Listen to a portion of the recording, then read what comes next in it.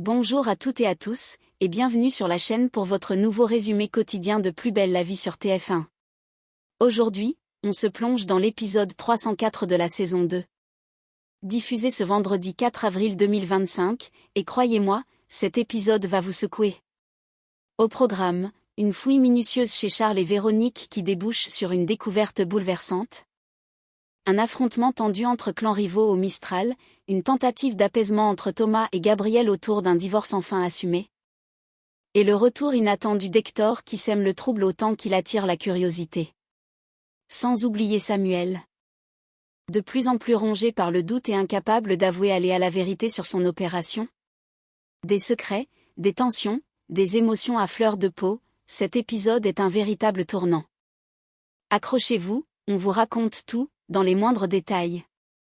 Plus belle la vie en avance, Samuel sous tension. Une fouille infructueuse et un clash au Mistral. L'étau se resserre autour de Samuel.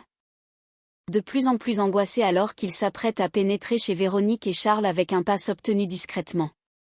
Poussé par la pression d'Idriss, qui a tout minutieusement planifié. Ils entament ensemble une fouille méthodique de l'appartement. Rien n'est laissé au hasard. Chaque pièce est scrutée de fond en comble, du salon à la salle de bain. Mais en vain, aucun indice ne semble émerger. Samuel, pourtant, ne se décourage pas. Il se persuade que si Charles a quelque chose à cacher, il aurait choisi un endroit improbable. Un lieu où personne n'irait instinctivement chercher. Il envisage alors une possibilité audacieuse, et si la cachette se trouvait parmi les affaires personnelles de Véronique ? Peut-être même dans son sac à main, un objet souvent négligé et pourtant toujours à portée de main. Cette hypothèse devient une obsession, un point de bascule dans la tension croissante de Samuel. Pendant ce temps, au Mistral, l'atmosphère se tend également. Myrtha confie à Luna qu'elle refuse de prendre un verre dans le quartier. Mais ce choix en apparence anodin déclenche une série de réactions en chaîne. Eric, visiblement agacé, s'en mêle et le ton monte. Rapidement, le débat prend une tournure plus personnelle. Les habitants se divisent entre les partisans de Thomas et ceux de Gabriel. L'ambiance se charge d'électricité. Apolline et Myrtha prennent fermement position en faveur de Gabriel, accentuant les tensions. Le conflit verbal dégénère en véritable affrontement de clans, révélant les fractures qui secouent encore le quartier. Après les tensions explosives qui ont secoué le Mistral, un moment plus intime et chargé d'émotions se déroule au cabinet médical. Thomas prend l'initiative de venir voir Gabriel. Il franchit la porte avec une certaine hésitation, conscient de la douleur qu'il a pu provoquer. Face à son ex-mari, il aborde sans détour le sujet de la lettre. Ce document qu'il a utilisé contre Gabriel et qu'il regrette profondément.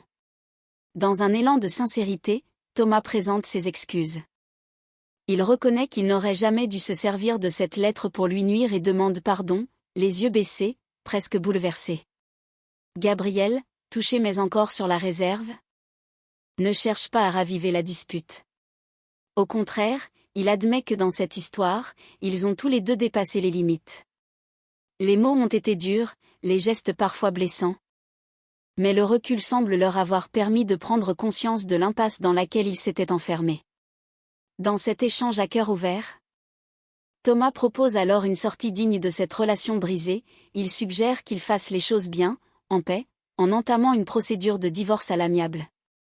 Son ton n'est ni accusateur ni froid, mais plutôt empreint de respect pour ce qu'ils ont été, et peut-être d'un reste de tendresse. Il ne s'agit plus de gagner ou de perdre, mais de tourner la page sans la déchirer davantage. Ce face-à-face, discret mais intense, ouvre la possibilité d'un apaisement. Un tournant se dessine dans leur histoire, celui de la maturité, du respect mutuel, et d'un adieu plus serein que prévu.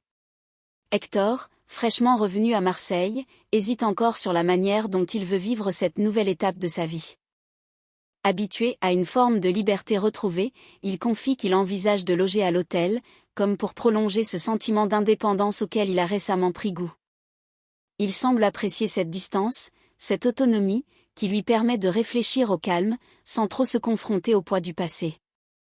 Mais Vanessa, avec douceur et bienveillance, tente de le convaincre du contraire.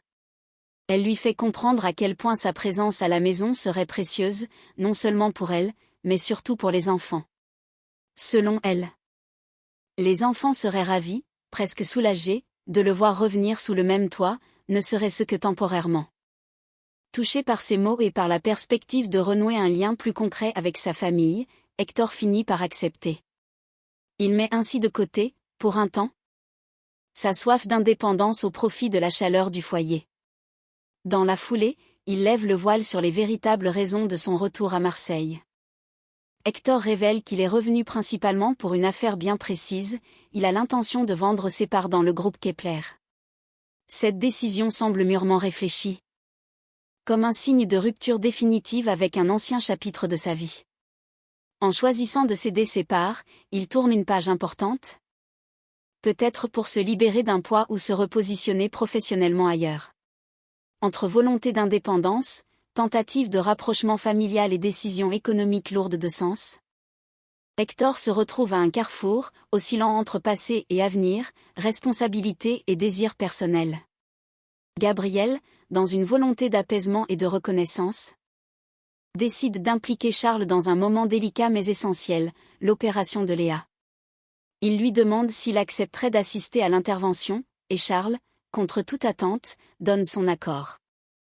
Ce geste, loin d'être anodin, marque une forme de confiance entre les deux hommes.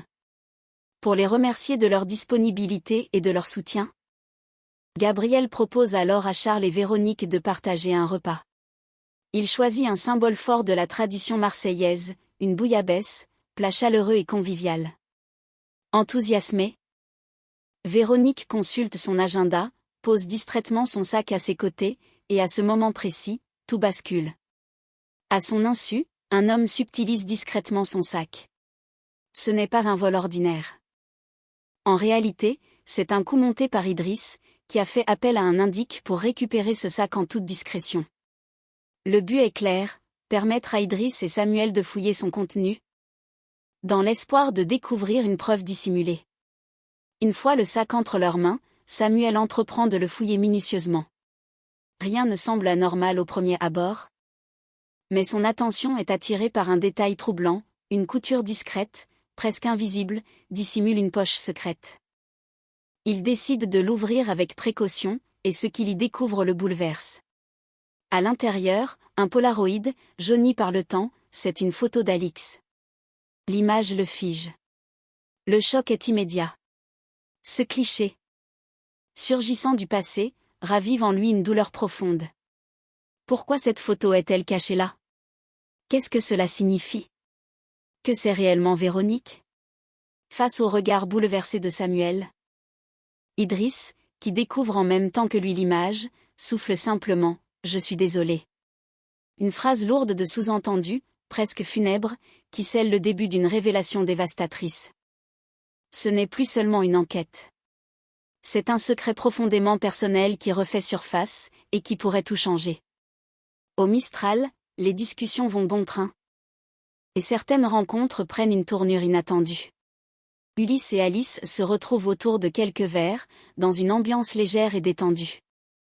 Ils échangent sur un sujet brûlant qui fait jaser tout le quartier, le divorce entre Gabriel et Thomas. Chacun donne son avis, avec humour, parfois avec un brin d'ironie. Mais toujours dans une atmosphère complice. Peu à peu, la conversation glisse vers des sujets plus personnels. Les regards se croisent, les sourires deviennent plus appuyés. Ce qui ne devait être qu'un simple moment entre amis se transforme subtilement en un début de rapprochement. La complicité entre eux est évidente, presque palpable. Pendant ce temps, au commissariat, l'ambiance est bien différente, mais tout aussi chargée d'émotions. Samuel et Idriss arrivent, accueillis par Patrick, qui leur offre les cafés. Le ton est chaleureux. Tout le monde veut marquer le coup. L'opération de Léa est enfin programmée pour jeudi, et l'espoir renaît. C'est un moment important pour l'équipe, un moment de répit dans une période tendue. Mais derrière le sourire de Samuel se cache une lourde inquiétude. Il sait quelque chose que Léa ignore encore, l'identité du chirurgien qui va l'opérer. Et ce nom, il n'arrive pas à le lui révéler. Les mots restent coincés dans sa gorge. Il redoute sa réaction, il craint que cela remette en cause toute l'opération. Le poids de cette vérité le hante. Il sait qu'il ne pourra pas garder ce secret encore longtemps, mais comment lui dire? À quel moment? Et surtout, comment préserver sa confiance sans tout briser? Entre confidences naissantes, tensions intimes et non-dits qui s'accumulent, les relations se complexifient. Le calme apparent du Mistral cache des tempêtes intérieures qui ne demandent qu'à éclater. Dans les locaux professionnels de Vanessa, la surprise est totale. En entrant dans son bureau, elle tombe nez à nez avec Hector, qu'elle ne s'attendait pas à voir si tôt. Le choc laisse rapidement place à l'émotion, un sourire éclaire son visage, sans hésitation, elle lui lance un « tu m'as manqué », sincère, presque instinctif. Ce simple aveu dit tout de leur lien encore vivant. Hector, de son côté, annonce avec calme mais fermeté qu'il ne s'agit pas d'un simple passage. Il compte bien faire une escale marseillaise de longue durée. Son retour n'est donc pas anodin. Il est venu pour se poser, reconstruire, peut-être aussi pour renouer. Plus tard, c'est au Mistral que les choses bougent encore. Thomas, toujours curieux et chaleureux, engage la conversation avec Hector. Ils font connaissance dans une ambiance détendue. Thomas se montre rapidement intrigué par ce nouvel arrivant aux parcours atypiques. Quand Hector évoque ses nombreux voyages, ses expériences lointaines et les pays traversés, Thomas le qualifie spontanément d'aventurier. Et il n'a pas tort. Hector évoque alors un projet personnel qui lui tient à cœur, il aimerait écrire un livre, s'appuyant sur les carnets de voyage qu'il a remplis au fil des années. Un récit de vie, entre exploration du monde et introspection. Blanche, justement présente au Mistral au même moment, tend l'oreille et s'approche. Thomas, toujours aussi sociable, les présente aussitôt. Dès les premiers échanges, le courant passe entre elle et Hector. Ils partagent cette passion commune pour les mots, les histoires et la transmission. La conversation s'enclenche avec fluidité, naturelle, comme s'ils se connaissaient déjà. Entre retrouvailles émouvantes, nouvelles rencontres et projets d'écriture, Hector s'ancre doucement dans le quotidien marseillais. Et s'il venait bouleverser plus qu'un seul équilibre? Et voilà. C'est la fin de ce résumé complet de l'épisode 304 de Plus belle la vie sur TF1, diffusé ce vendredi 4 avril 2025. Entre la découverte d'une photo choc dans le sac de Véronique, les tensions explosives au Mistral, et les confidences de plus en plus intimes entre Hector, Vanessa, Blanche et même Thomas. Cet épisode nous plonge au cœur des tourments personnels et des secrets bien gardés. Samuel, lui, semble au bord de la rupture. Incapable de révéler à Léa une vérité qu'elle a pourtant le droit de connaître. La suite promet d'être encore plus intense. Alors, que pensez-vous de cette photo d'Alix retrouvée en cachette? Et selon vous, Hector cherche-t-il vraiment à se poser ou cache-t-il un autre objectif? Dites-le moi en commentaire. N'oubliez pas de liker la vidéo, de vous abonner à la chaîne pour ne rien rater des prochains résumés, et d'activer la cloche pour être informé dès qu'un nouvel épisode arrive. À très bientôt pour la suite de Plus belle la vie.